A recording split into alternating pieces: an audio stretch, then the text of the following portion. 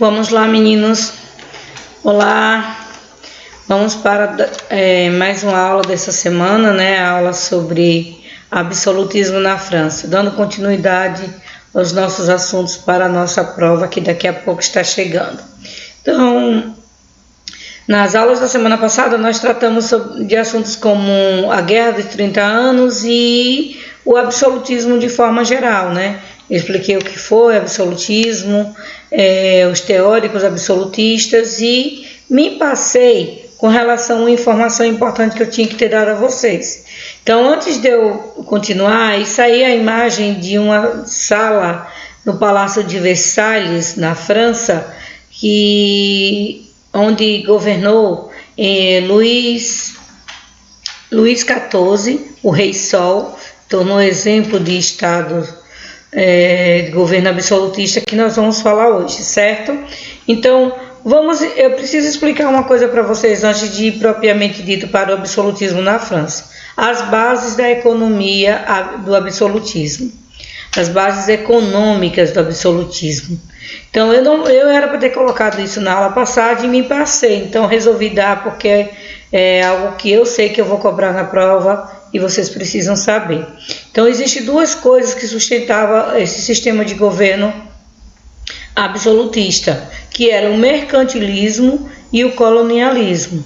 Então, a primeira coisa que os monarcas fizeram para poder viabilizar o seu poder, os monarcas eles buscaram controlar a produção de moeda, os estoques de metais preciosos, tentaram restringir a importação de produtos de luxo e estabeleceram privilégios e monopólios na produção e no comércio e estimularam as trocas comerciais dentro do seu próprio reino.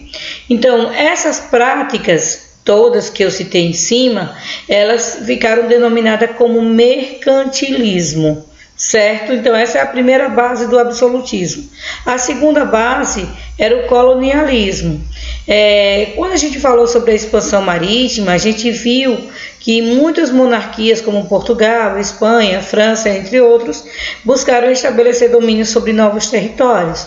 Então, essa prática de estabelecer domínio sobre novos territórios, realizada por muitos monarcas europeus, chama-se colonialismo.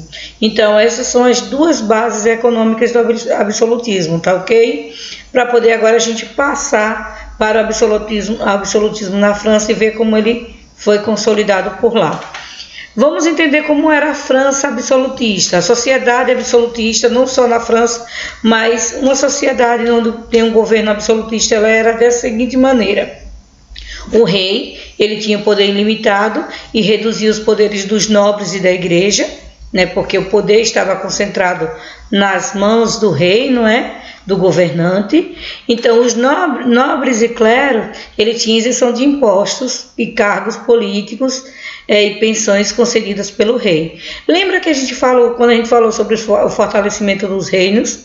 Então, lembra que um dos fatores pelos quais os nobres apoiaram o fortalecimento desses reinos foi para ter esses privilégios que eu listo para vocês agora, como a isenção de impostos, cargos públicos e pensões concedidas pelo rei. E aí uma outra classe social também que apoiou o fortalecimento do rei foi a burguesia. Na sociedade absolutista, a burguesia ela recebia benefícios comerciais, unificação de impostos, moedas e sistema de pesos e medidas, mas, porém, eles pagavam altos impostos. Então, vem os camponeses que não tinham nenhum benefício, que era a classe, era o grupo social que só pagava impostos e não tinha nenhum benefício. Os outros todos tinham seus benefícios, menos os camponeses. Então, essa era a sociedade absolutista, certo? Veja então, como aconteceu a formação do Estado absolutista na França. Então, durante a Idade Moderna, o Estado francês foi considerado um dos mais bem consolidados exemplos de absolutismo da Europa. Contudo, a centralização política francesa ela aconteceu de forma gradual, ou seja, não foi do dia para a noite que a França se tornou um exemplo absolutista. Se iniciou no século X Com a ascensão, o que é isso? Quando alguém sobe ao poder, subiu de grupo social. Então, quem subiu ao poder na França foi o governo da dinastia Captingia, que existia a dinastia de Bourbon, Captingia e outras que estavam sempre disputando o poder político na França. Então, no final da Idade Média, esse processo ele foi ameaçado com as guerras que colocaram em perigo a unidade política do país, como a deflagração da Guerra dos 100 Anos, que foi uma das guerras que mais marcou o fim da Idade Média. Quando chegou o século XVI, vem a dinastia dos Valois, que ele retomou o fortalecimento da autoridade monárquica em meio de sangrentas batalhas religiosas que tomaram o país. Como assim? Religião? Lembra da Guerra dos 30 Anos? Que nós vimos na semana passada, que se envolveram católicos e protestantes, que os monarcas de França e Áustria, entre outros países, que tinham interesse, Holanda, eles tinham interesse para que essa guerra acontecesse. Então, a Alemanha também. Então, assim, católicos e protestantes defendiam suas religiões, mas foram incentivados pelas monarquias para que fizessem os conflitos. Veja então, acontece na França, durante o governo de Carlos IX, um evento que ficou conhecido como a Noite de São Bartolomeu. Então, no governo de Carlos IX, vários conflitos entre a nobreza católica e a burguesia calvinista, que eram os protestantes, colocaram em risco a estabilidade do poder monárquico.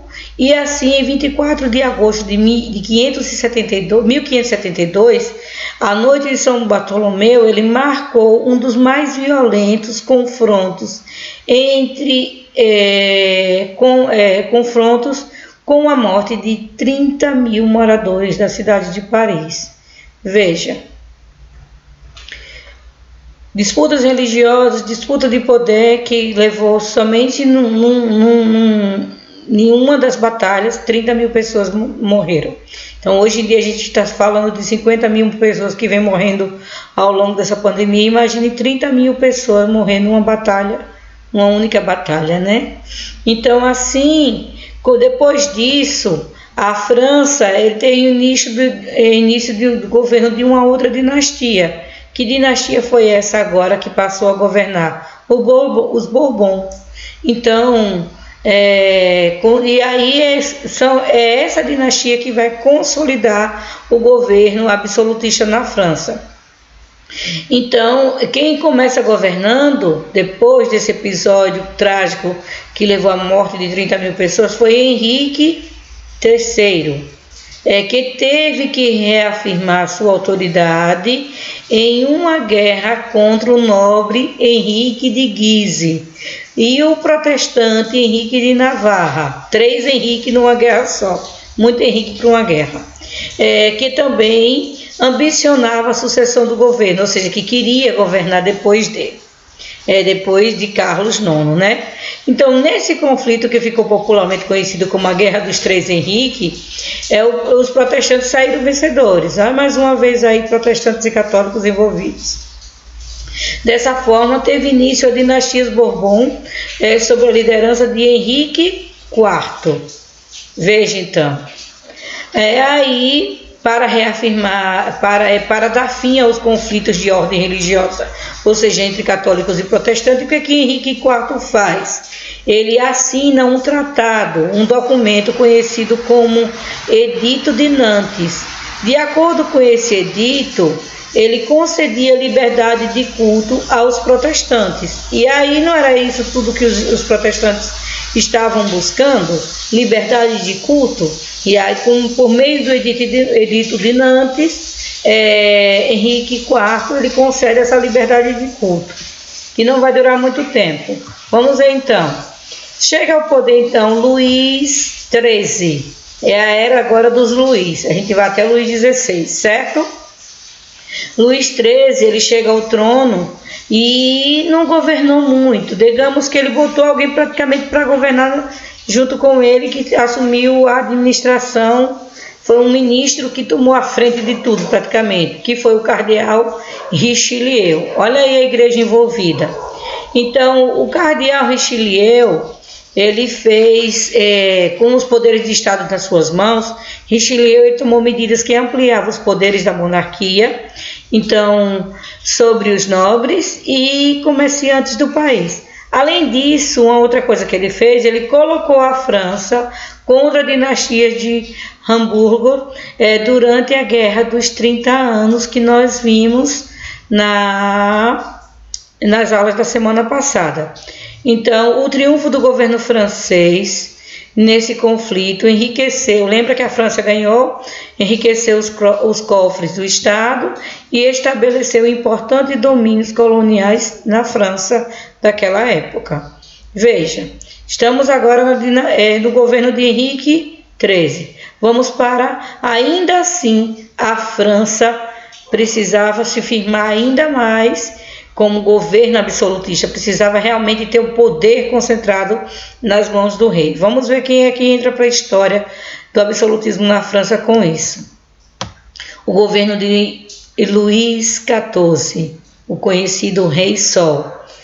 Era o rei que queria brilhar mais do que o sol. Por que Rei Sol? Então, o Sol ele é o astro maior, né, no sistema solar. Então, ele é que mais brilha, ele é que tem mais luz. É assim que que Luís XIV, ele quis ser lembrado como um rei que brilhasse mais acima de todos os outros. Que fosse lembrado como um astro que todos orbitassem em torno dele e precisasse da sua luz, digamos assim, para poder sobreviver. Que é assim o Sol, né? Então, o governo de Luís XIV, ele experimentou o ponto máximo do absolutismo na França. Preparado para o cargo, então, desde criança, Luís XIV, ele desde pequenininho, como muitos monarcas, desde pequenininho já vinha sendo preparado para assumir, mais cedo ou mais tarde, o governo da França, certo?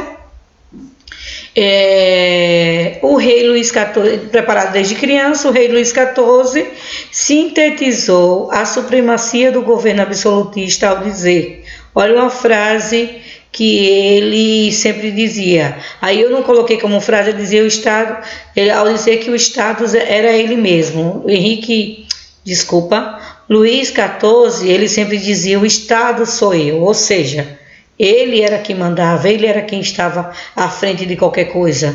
Então, o país estava nas suas mãos, era isso que ele queria dizer. Com o auxílio do ministro Goubert, que não era mais o cardeal Richelieu nem Mazarino, era agora Goubert, que foi um ministro que simplesmente ajudou, digamos que nas finanças do governo de Luís XIV, certo? Esse monarca, ele consolidou o mercantilismo na França e estimulou as atividades da burguesia. Veja, ele diz assim, apesar de promover a acessão a favor do Estado e da burguesia, o governo de Luís XIV, não de Henrique, do governo, porque fiquei com os 3 Henrique na cabeça. O governo de Luís XIV, ele também apresentou contradições. Veja, a França tinha conseguido acalmar os ânimos entre católicos e protestantes por meio da assinatura do Edito de Nantes. Henrique IV promoveu essa assinatura. Veio Luís XIII, não mexeu em nada e continuou a paz entre católicos e protestantes. Porém, Richelieu vai e compra uma briga de novo na Guerra dos 30 Anos, incentivando a França a participar. E agora, quando Luís XIV assume o poder, o que ele faz? Ele revoga o Edito de Nantes. Protestantes não tinham mais liberdade religiosa na França. Com isso, A instabilidade econômica na França voltou a crescer, os conflitos voltaram a aparecer, a França, a sociedade, a sociedade francesa estava cada vez mais voltada para uma sociedade que nós chamamos de sociedade do antigo regime, que eu vou explicar já já em outro vídeo para vocês como era que funcionava. E aí o governo de Luís XIV entra para a história como exemplo de governo absolutista com poder concentrado nas mãos dele. Após ele, passa a governar Luís XV, que entra para a história como rei Gastão, que gastou muito do orçamento do governo francês. E depois de Luís XV, vem Luís XVI, que é quando acontece a Revolução Francesa, assunto que vocês vão estudar no 8º ano, certo? A Revolução Francesa veio em decorrência digamos assim, da desigualdade social que existia na França e do desejo que a burguesia tinha de subir ao poder, certo? Eu vou explicar para vocês um pouco mais sobre essa sociedade no próximo vídeo. Então, o que eu quero que vocês lembrem do governo absolutista na França é que ele foi sendo galgado a partir de muitos reis que começaram a centralizar o poder em suas mãos, mas ele só foi consolidado durante o governo de Luís XIV, o Rei Sol, que se tornou exemplo de Estado absolutista, certo? E no mais é isso para esta videoaula. Ficou bem grandinha, eu sei, mas vocês espero que tenham conseguido entender.